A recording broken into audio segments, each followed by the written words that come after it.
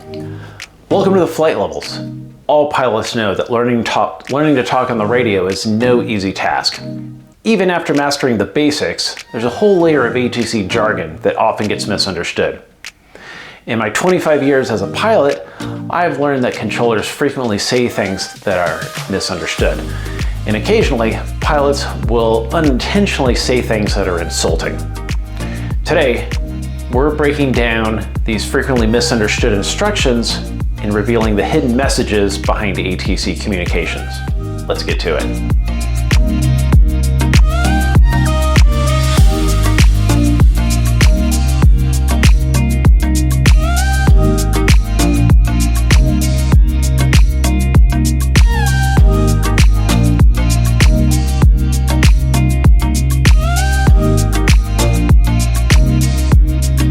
If you're enjoying this content, please hit that like button and subscribe. It really helps me continue making great videos like this one.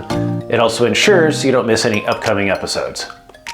We're going to start with one that gets me going every time I hear it. You see, controllers have to manage their frequencies, and one of the tools they have at their disposal is to instruct pilots to stand by.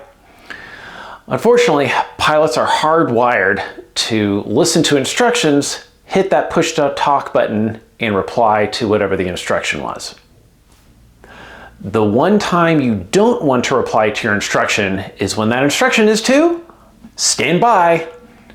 What the controller is actually communicating is, I have something more important going on than you, so for the next 30 seconds, do not hit your push to talk button. When the controller is ready to help you with your request, they will reach out to you. In the meantime, silence is golden. The next statement could be said by a controller with a couple different intended messages. Now, pilots rightfully request a variety of different things. It could be something as simple as a particular instrument approach procedure, a requested altitude change, or a deviation for weather. And the controller may reply with, I have your request. On one hand, the controller could genuinely acknowledge that they have your request and they're unable to comply with it at the moment, but they'll let you know when they can. Now, the passive-aggressive interpretation of I have your request is where the fun begins. Controllers notice pain-in-the-butt pilots. Some pilots talk too long on the frequency, they have unreasonable requests, or they're just being a jerk. When they make a request and the controller replies with, I have your request, what that really means is, it's not happening, buddy. Or in other words, denied. The next one is a trick my air traffic control trainers taught me when I was learning to control traffic. You see, every time you take a handoff on a flight, that pilot needs to check in with you and you acknowledge them. Once that happens, you have to visually indicate on your radar screen that each flight has checked in. Now, sometimes it gets busy, and for whatever reason, you fail to visually indicate that a certain flight is checked in. So as you continue working and your scan goes across your screen and back to this flight, and it doesn't show they checked in, so you may be like, snap, I don't remember if they checked in. You've probably heard novice controllers on the frequency say something like, hey, November 123, did you check in?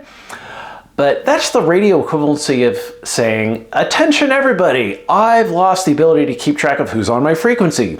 And it is weak sauce. The pro move is to ask this pilot a subtle question. For example, you could just say, November 123, say ride conditions.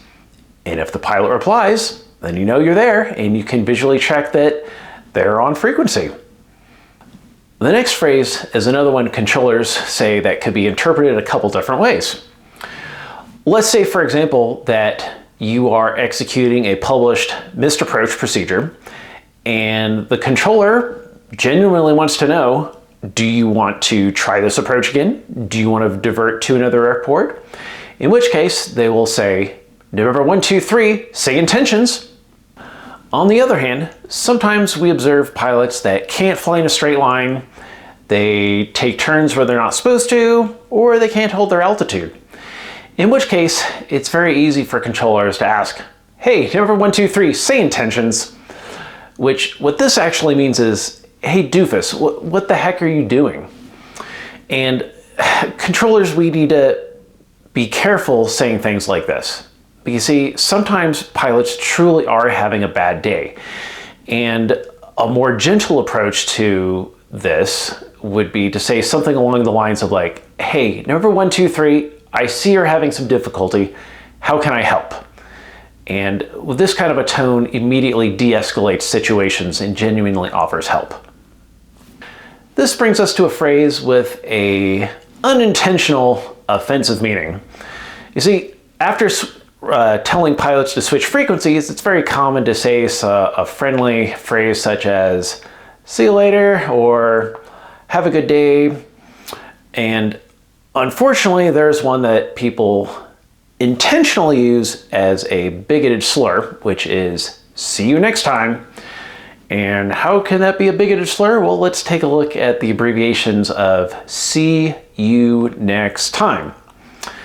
Unfortunately, since this can be interpreted in a negative way, it's best to avoid it and stick to the conventional have a good day or the classic see ya! Thank you for watching. Which of these phrases surprised you the most? What other phrases do you feel are frequently misunderstood? Let me know in the comments. If you enjoyed this episode, hit that like button and subscribe so you don't miss my next episode. Be sure to check out flight-levels.com, and remember, don't just fly, climb to the flight levels. If you enjoyed this video, click here to see what a standard day at work for an air traffic controller looks like. You're gonna love it.